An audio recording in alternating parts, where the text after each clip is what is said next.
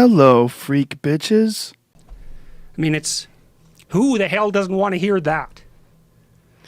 So we're treading kind of close to the argument you got into with Sam Harris about the nature of truth. And since I heard that, I've been sort of itching to have this conversation with you, because I think there's a way of viewing this that will actually perhaps reconcile the 2 points of view, but there's a bitter pill that comes along with it.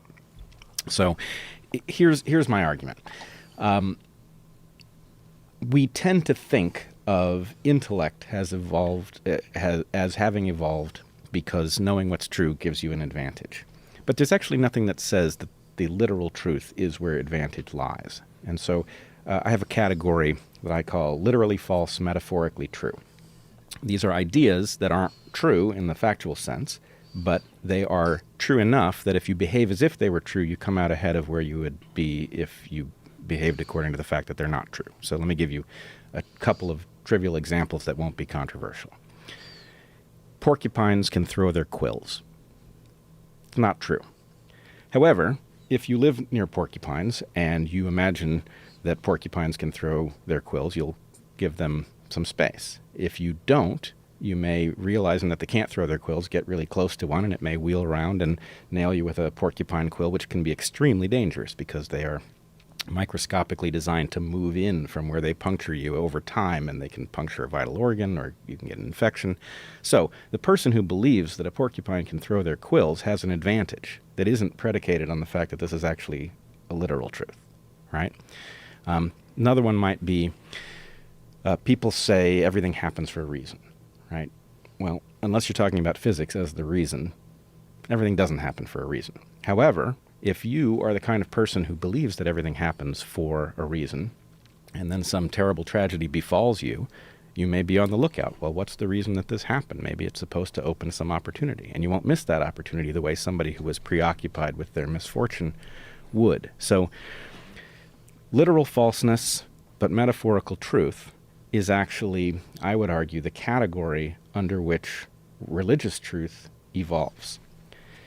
Now, the problem, the bitter pill that I mentioned, is that I've heard you say that the truths that are captured in the religious version of things are basically like, there's an individual truth, and then there's a truth of your family, and there's a truth of the population that you're living in, and these things are all encoded in these doctrines, which is true, and you would expect it to be because the doctrines are carried along in the population.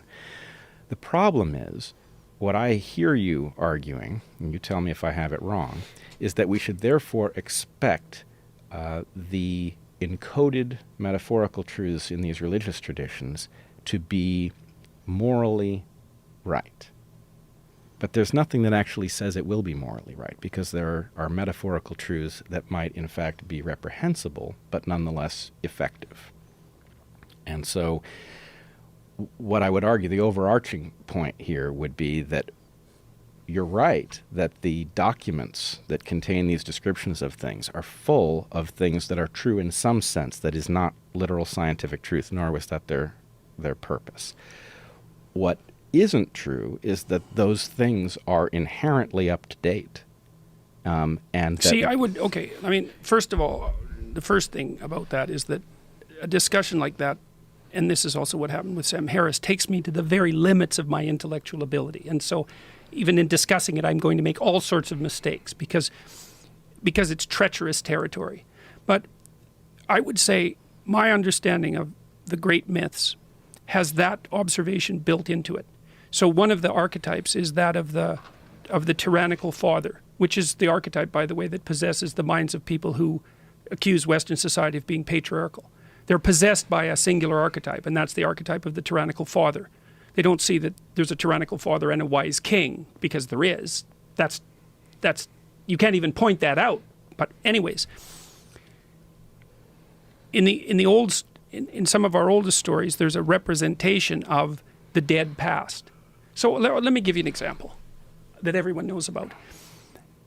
The story of Pinocchio is the story of the individualization of Pinocchio. He starts out as a puppet. He's a marionette. He's a wooden head. He's a liar. And he's pulled by forces that he does not understand.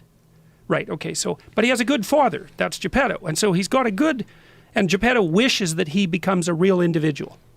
And so, and he knows that that's an impossible wish. He wishes on a star that his son could become an actual individual, knowing full well that that's unlikely and impossible. So Geppetto's a good king. So, but the story is also about Geppetto, because what happens is that when Geppetto loses Pinocchio, loses his son, which you could think about as the active, dynamic, attentive force of youth, then he ends up stultified in the belly of a whale, which is a symbol of chaos, at the bottom of the ocean, and then Pinocchio has to rescue him. So I would say, there is an instantiation of evolutionarily accumulated wisdom in the great stories of the past, but they're still dead. And it requires the union. This is why in Christian theology, the Godhead has a tripartite structure. This is part of the reason. There's God the Father, but the Father's dead. The Father was right 100 years ago or 1,000 years ago and is still partly right, but he's dead. He can't participate in the updating of the process, so you need an active force. Now, the active force is the same thing that generated those stories across time, right? So it's the same thing, except it's also alive in the present. And so your moral duty, and this is another thing that happens in Pinocchio, is to rescue your dead father from the belly of the whale. And that's partly what I'm trying to do with these biblical lectures, because your objection is correct. The reason it's correct is because even if the solution was correct, the landscape has changed. And it's changed incrementally or in a revolutionary way. We don't know. And so those old truths are at best partial and at worst blind. But that doesn't mean you can just say, like Mao did during the Cultural Revolution, well, let's just destroy the past. It's like, no, that would be like saying, well, you don't need a body anymore, because your body is the collected wisdom of the evolutionary process across 3.5 billion years. I absolutely agree. Because the stories are not literal, it's impossible to know whether they, well, not impossible, but very difficult to know whether or not the truth that is contained metaphorically is still relevant, if it's been inverted and it's now absolutely false, So Carl Jung talked about this a lot, hey? And one of the things he said was that your moral duty is to realize the archetype in the confines of your own life. And so you say, well, there's an archetype of perfection that pervades the West, and for the sake of argument, I'm going to call that Christ, the Christ image. It's something like that. That's the archetypal image. Now, we have a story about what Christ's historical life was like. Well, you can't have that life, because you would have had to be in the Middle East 2,000 years ago. That's not your life. But what you can do is take the archetype and you can manifest it within the confines of your own life. And what that does is force you to undergo the difficult process of updating the ancient wisdom. And you don't just forego it. You can't, or you can, but you'll pay a massive price. And part of that will be social disintegration, because it's the past is alive enough so that those of us who inhabit its corpse aren't clawing each other to death while we're feeding, right? That's the critical issue. Now, it's not alive enough because the bloody thing could fall apart at any moment, and we need to be awake and alert in order to keep it updated and maintained. Well, not only that, but the greatest hazards to us in the present are only partially going to be dealt with in these texts, and that's my biggest concern, is that, if we take Dawkins dismissing religion as mind virus, this is very dangerous because it neglects the truth that you're talking about. And it prevents us from getting to a conversation in which we can talk about the fact that religious texts, religions, are not mind viruses. They are adaptations to past environments. They do contain a kind of truth that isn't necessarily literal and is in general not literal.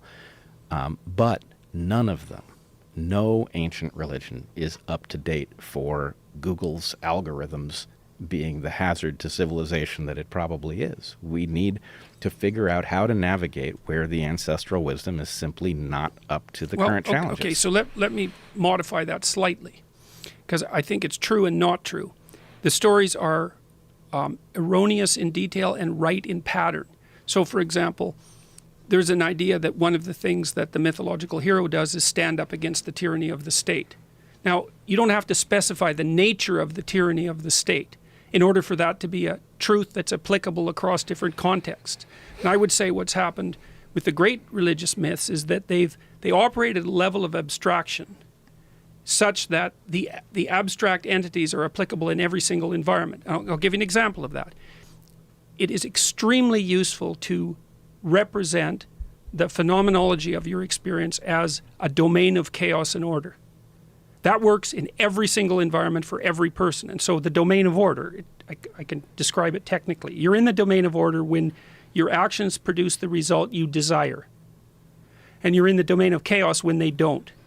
And then I could say, well, your task is to straddle the border between those two domains, because you don't always want to be where everything that you're doing is working, because you don't learn anything. And you don't want to be where nothing you're doing is working because it's overwhelming. You want to be stable and dynamic at the same point. And the Taoists do that very nicely, because they have a chaos order conceptualization of the phenomenological landscape. And their claim is the point of maximum proper being is right at the center of the border between chaos and order. And I think that's true across contexts. So I don't think that truth ages. Some of them don't. But the question really is one of, at what point is there so much legacy code that taking the package is more harmful than it is beneficial? And at what point if God were writing today, I'm pretty convinced the first commandment would be, thou shalt not enrich uranium. It would make sense as the number one commandment. It's not there because uranium wasn't a concept at the point that the thing was written, nor was the hazard of enriching it obvious. And so the fact that it isn't mentioned tends to de-emphasize it as a risk.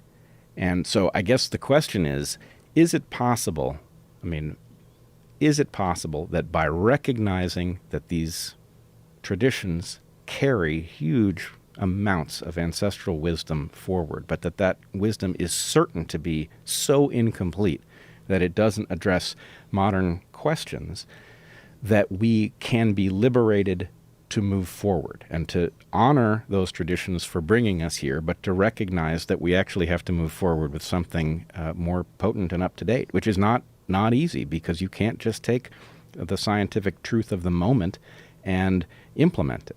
A lot of it isn't even right. It's also not that easy to rewrite a fairy tale. And some of these fairy tales that people are trying to rewrite in modern times are perhaps 15,000 years old, and people think, well, we can just update that so that the modern version will be better. It turns out that that's very, very difficult. And there's another, I'm going to play devil's advocate against my own position here, because I say, well, the religious texts encode profound and evolutionarily determined truths that are universal. Okay, which religious texts? Right, they contradict each other. And you might say, well, all of them, but then that means that obscures the important differences between the traditions, and I'm by no means certain that all of them do. So I'm going to stick my neck way the hell out, because why not? It isn't obvious to me that Islam does, because it's very difficult for me to see that the totalizing nature of Islam doesn't make it unique among religions. So now, good. So, well, there's that out on the table. If you don't mind, but isn't the issue using the word truth? Because we can say, we could use tradition and wisdom, and we're okay. But as soon as we start saying truth, then we run into problems. And even when you're talking about porcupines, where you're talking about, what would you say, metaphorical truth versus... Look, it's not true. It's real simple. Just don't go near the porcupine. Teach the kid to not go near the porcupine, because porcupine quills are dangerous. They get stuck in you. They're really dangerous. Can they throw it at you? No, they cannot. But just stay clear of them, because you don't want them to somehow or another get in touch with your body. There's no truth in that they can throw their quills at you. You benefit from being particularly aware of the dangers of their quills. But if you tell a kid that they can throw their quills, and so therefore the kid stays clear of them, he has a faulty assumption in his head. You're lying to them for their own protection. And that's not good. I wouldn't do it. I think the same thing can be said of everything happens for a reason. Well, here's the problem. We don't know if everything happens for a reason. Maybe when you die, you go to some auditing room, and they go, well, it's all just a part of some gigantic algorithm that it's impossible for you to understand due to your limited processing power of the human brain. You're dealing with some simian sort of complex geometry that's really just designed to keep your body moving and keep you alive and spread your genetics so that you can eventually evolve to the point when you're a god. Well, first of all, I have kids. I wouldn't tell them that a porcupine I'm sure you wouldn't, but why use the word truth, though? Because the question is, why do people tell you that a porcupine can throw its quills? I don't think they do. Oh, they do. Well, if they do, they don't know any better. Right. Or they're liars. Right. And so all I'm saying is that actually that is likely to be the product of selection. In other words, that those people who had encoded that they do throw their quills have an advantage. It's not the way I would do it, and for exactly the reason that you point out, which is if you give a child the wrong model of a porcupine, I don't know whether a porcupine is liable to be the gateway to some more important question, but if it were, you've just steered the kid wrong. Well, it's something, here's part of the problem, and this is part of, and this is a really big problem. There's two things, I guess, that were brought up by what you described, and the first is the terminology of truth. Now, Harris's claim with regards to my utilization of truth was that I was absconding with the definition of truth in a false manner, but he was wrong, because the idea of truth is much older than the idea of objective truth. And the original notion of truth wasn't objective true. It was like the arrow flies straight and true, right? And it meant something like reliably on its way to the appropriate destination, something like that. And when Christ said, I am the truth and the way, well, I can't remember the other one. Yes. The truth he was talking about wasn't an objective truth. So Sam's idea that I had somehow, taken the idea of truth that was actually objective all along and done something crooked with it is just wrong. It's wrong. Well, so truth can have multiple definitions. Well, that's so maybe that's the issue, and that's exactly what we're trying to get at here. It's like there's two kinds of truth, and they may be commensurate. You may be able to stack them on top of one another, but now and then they dissociate, and this is actually what Bret was referring to as well. So. And this is where it gets so complicated that I can barely manage it. There's the truth that manifests itself in the manner in which you act. And there's the truth that manifests itself as a representation of the objective world. And sometimes both those truths are stacked on top of each other. And sometimes they're not. So like I could give you a piece of wisdom that would work well if you acted it out, that carried within it an inaccurate representation of part of the objective world. And you could say, well, maybe that's actually the case with the biblical stories, because if you read them as science, they don't read well. So let's take malaria as a good example. Malaria, the root of the word is malaria, bad air, right? Malaria is not transmitted by bad air. It's transmitted by mosquitoes that live in places where you might think the air is bad. So the point is it's part of the way there. Right? Yeah, that's a good one. And that also gets, see, there's another weird distinction here, and that I was trying to draw with Sam, but that's a really tricky one. And we augured in because we started to talk about pragmatism, but there's also something like the truth of a description and the truth of a tool. And my sense is that people's fundamental truths are tool-like. We use them to function properly in the world. And you could say, well, a sharp axe is more true than a dull axe. And actually, you can use the word true in that sense. That actually is an appropriate use of the word. There are tool truths and there are objective fact truths. Now, and in the optimal circumstance, those map onto each other. But we're not smart enough often to make them map onto each other because we just don't know enough. And there are lots of truths that we have that portray the objective world improperly that are still true. Is the problem using the term true when sometimes you should use the term fact? Like yes. 1 + 1 is 2, that is a fact. 1 + 1 is 2 is also true. You throw some water on a match, that is, and it'll go out. That's a fact. Yes. Right? Well, as I see it, at least, there is this overarching truth, the one that Sam Harris was pointing to, the one I think you're pointing to also, and the one I'm imagining we all subscribe to. Sure. Right? There is the testable truth that reveals itself in the laboratory or in a careful experiment in the field. And that really is the top-level truth. But then there are the truths you can't speak yet. So let's take the word filth from the Old Testament. Okay, filth means shit, right? You're not supposed to shit in camp because God finds it offensive. Now, the problem is the germ theory of disease doesn't come about for thousands of years after that truth was written. That truth keeps you from infecting people long before you can ever explain that there are microbes that grow in human shit that are a particular danger to your population. So the point is, would you rather be held back to the place where you can actually describe the literal underpinnings of what's going on, or do you want to be liberated to say something that actually results in an improvement in health before, literally thousands of years before anybody had any idea that it was microbes at the root of this. Yes, and So- you need to figure out, so an elaboration of that would be something like human beings needed to figure out how to act without dying before they could understand the nature of the world well enough to justify that. Right, and you would Something be like that. you'd be crazy now that we do have the germ theory of disease to amplify that original crude version of the truth, or that crude approximation of what you need to believe in order to behave safely. There's no reason for that truth to be promoted. In fact, you don't hear people describing this part of the Old Testament anymore As because true, it's right, not relevant. Right. And this is probably all why dietary restrictions were in the Old Testament as well. Shellfish, red tide, eating pigs, trichinosis. There's a lot of issues that go along with that. Yeah, Right. well, there is some intermingling, perhaps, of hygienic concerns with also the desire for the groups to distinguish themselves from other groups, right? Because you can unite your group quite tightly by dietary restrictions. So, back to your point about terminology, we could do something like fact and wisdom. You say truth, that's the overarching category, and then that divides into fact and wisdom. And what you want, optimally, is you want the facts and the wisdom to be one-to-one, but often they're not.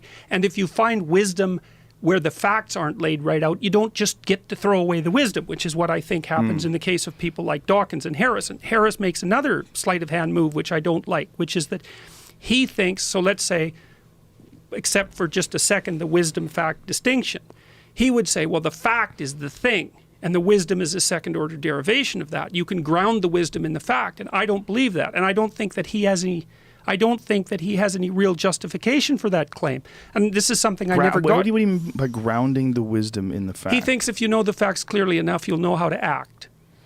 Well, that's not necessarily true. Well, right? well, that's a 'Cause huge. There's ways to act that are within your best interest, and then there's ways to act that are within the interest of all the people around you, but might not serve you that well. Well, there's and also that a distinction is where ethics come Right, into or play. where Right. the consequences are delayed for Yes. some number of generations or Sure. something like that. Yes, well, that's a big problem. And Right. so Sam acts as if the process of mapping facts onto action is simple if we just got the facts right. But it's the weakest part of his argument, and we never ever got to that for a variety of reasons. But part of the reason it's weak is, okay, well, there's like an infinite number of facts, man. So let's say you're standing in front of a field and you're looking at the field. The field does not tell you how to walk through it. There's a million ways through the field. And no matter how many facts about the field you aggregate, you're not going to be able to determine the appropriate path by aggregating those facts. So that's a problem that I don't think Sam is willing to take seriously. And, well, Well, I think there are two problems tangled up here. One of them is there's a question of is one individual supposed to have all of the facts and navigate based on that, sort of the rationality community version of things? Or does, the practical truth is we can't all be experts in everything, and so we have to go along with, guides to our behavior that are approximate, and that's inherent. And then there's a question about civilization. Civilization should be guided by our best understanding of what's actually true, but with an understanding that we don't have a complete map of a lot of stuff. And so I think what you're pointing at is that there is wisdom that has been handed to us that is not such that we can just simply say, oh, here's the nugget at the center of it, and we need to preserve that thing because we don't necessarily know what it's doing. Yeah. Which is, this is dangerous because some of what it's doing may not be acceptable. well, and then think about, let's look at the wisdom end of things for a minute. And you alluded a little earlier to like iterations and about the fact that things are iterated across time and that something that works now might fail dreadfully in a month or 2 months. So here's what something has to be like to be wise, let's say. Well, first of all, let's say it would be good if it was in accordance with the facts, but we'll leave that aside for now. It has to work, if you operate according to the wisdom principle, whatever it is, it has to work in the world. But then it has to work in a world that allows you to maintain your relationships with people in the world, right? So it's all of a sudden this wisdom thing is something that's not only constrained by, let's call it objective reality, but it's constrained by the necessity of a social contract, a functional social contract. So you're only allowed to put forward actions in the world that would be of benefit to you if they simultaneously don't undermine the structure within which you live. Okay, and then there's a game theory element to that, which is, well, if it's wise, then it works in the world. So that'd be the constraint of objective reality. But then it works for you now, and the you that'll be in a week, and the you that'll be in a month. And it works for you and your family. And it works for you and your family and society. And it works in a way that those things all line up to be iterated across time. And so this is actually also the solution. And I'd really like to hear what you think about this. I think this is the solution to the postmodern conundrum. Because the postmodernists, bless their hearts, so we'll give the devil his due, say, well, the problem is there's an infinite number of interpretations of a finite set of facts. And the right response to that is, uh-oh, that's true. That's true. That's not good. And that's why the postmodernists say, well, you can't agree on a canonical interpretation of a great piece of literature because the number of potential interpretations are infinite. And so then they say, well, why should we settle on any one interpretation then? Why should we privilege one over another? And then they say, well, that's all power games. And so you got to take that seriously. But what they missed, and this is a big deal, it's a big deal, I think, is this idea of ethical constraint. It's like, yes, there's a landscape of potentially infinite interpretations, but hardly any of them will work in the real world.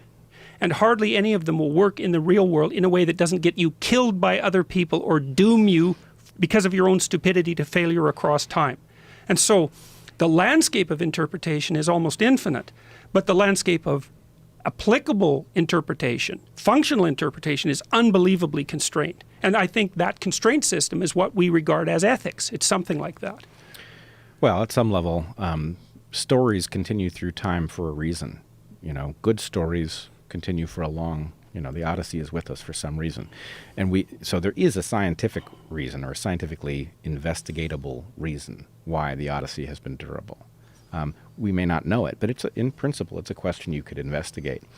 So I guess at the end of the day, the problem with the postmodernists is that they have a point. The point is perception gets in the way of anything we wish to do objectively. But that point only takes you so far.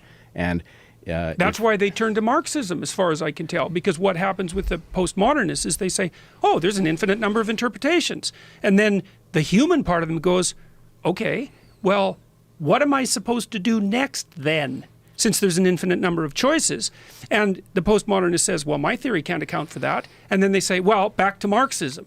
And so that's why I think there's this unholy alliance between the postmodernists and the neo-Marxists. It's because postmodernism is a dead end from the perspective of applicable wisdom. It leaves you bereft and nihilistic. And that's not good because people can't exist without a purpose. And so they sneak the Marxism through the back door and jump into this power landscape for the reasons that we discussed earlier. So, you really think that it's because of an infinite number of possibilities interpreting things? Because I've always felt that it was really just a response to capitalism. They feel that capitalism is a very negative aspect of our culture and society, and that there's got to be some sort of an alternative. Marxism is a clearly defined alternative that other people have subscribed to in the past. You could point to it. It's a structure that's already set up, and it's romanticized.